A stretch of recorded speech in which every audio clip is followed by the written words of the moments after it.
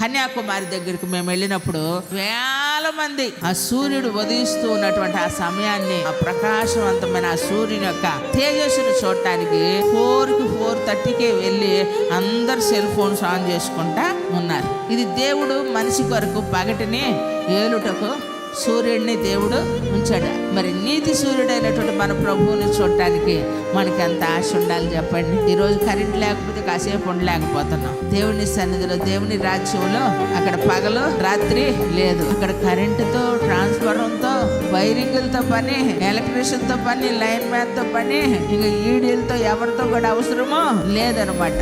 ఎందుకంటే ఆయనే నీతి సూర్యుడిగా పరలోకమంతా దగ్గర కోటి సూర్యుల కాంతి మయమైన తేజోమయుడైనటువంటి యేసయ్యే గొర్రెపిల్లే దీపకాంతిగా ఉన్నాడు. కొట్టు చాపర్లే ఘాటిగా. అంత గొప్ప అనుభవం కలిగినటువంటి దేవునితో కలిసి ఉండే భాగ్యాన్ని అత్యల్పులమైన మన బ్రతుకుల్లో మీకు మాకు నా దేవునితో సహవాసాన్ని ఏర్పరిచారు. దేవుడికి మహిమ కలుగునుగాక.